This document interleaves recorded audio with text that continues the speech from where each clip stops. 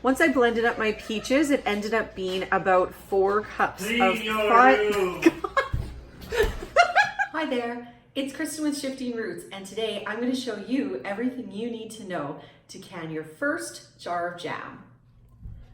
The first step is to wash your jars in nice, hot, and soapy water, as we want to get them clean before we sterilize them. Next, we sterilize the jars, and lately my favorite way to sterilize the jars is to use a bottle sterilizer. The great advantage of that is you open the lid, you can sterilize all of your lids and rims, and then on the bottom layer, you can sterilize your jars. You can pick a bottle sterilizer up on Kijiji, or you can either put your jars in the oven for 10 minutes on 275, or give them a 10-minute hot water bath in boiling water to sterilize them. Some people also run their stuff through the dishwasher if they have that function to sterilize. I don't own a dishwasher, so for me, the baby sterilizer trick works amazing. For today's video, I'm making some peach jam. In this recipe, I used about 5 cups of peach, or about 5 peaches. You could leave them in this size that I've cut up and just put them in the pot and cook them with sugar and mash them up. However, I like a smoother texture, so I like to mix mine a little bit before. A couple twists of the Power Chef and I've got a nice smooth texture. In a perfect world, I would have taken out all of the skins nicely, but again, I'm working with a baby who is very grumpy, and I'm cutting any corners that I can, but still trying to get the job done. Once I blended those peaches, it ended up being about 4 cups, and now I'm gonna add 4 cups of white sugar. And there's Cranky Baby, so we'll see how long this lasts. 1, 2, and we have a 7-year-old saying things and trying to ruin my video. Oh, you guys, this is just life with like little people and family, and it's wonderful, but sometimes. Here's the scream. The piece is very fragile as I'm making this jam. Do you want to say hello, honey? No, she does not want to say hello. Now we're gonna add the pectin crystals and also a tablespoon of lemon, which is not pictured. Our jam is just starting to boil, so now I'm going to be stirring this quite regularly.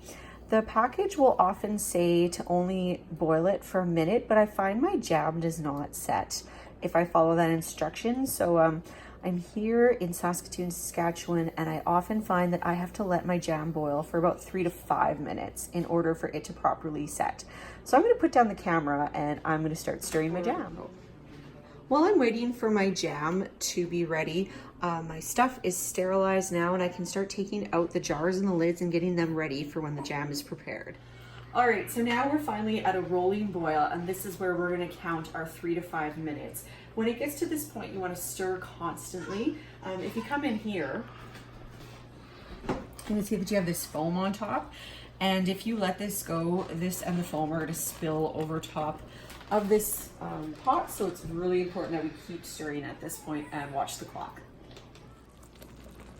The 3 minutes are up and I've turned off the heat. Of course, the jam is still boiling because the element is still hot. You can see around the edge we have this foam. The foam's not going to hurt anyone, but it makes your jam look less pretty. So I'm going to take my spoon and scoop off as much of that as I can. The jam is in a measuring cup like this. My containers are sterilized and set out. My lids and my rims are ready to go, and now we can put the jam all together. Okay, so now we're gonna pour this into the jars.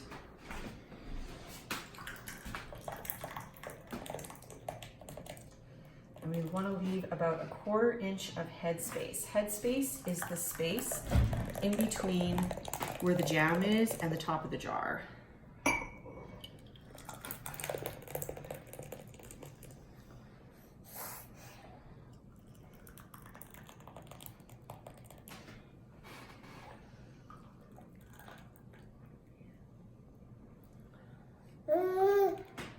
And as often happens in jam making, see this last one here?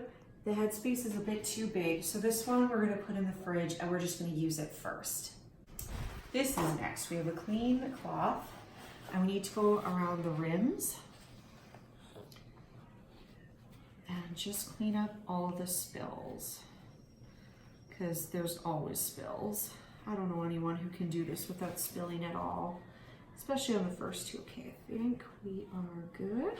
Okay, now we can put our lids on.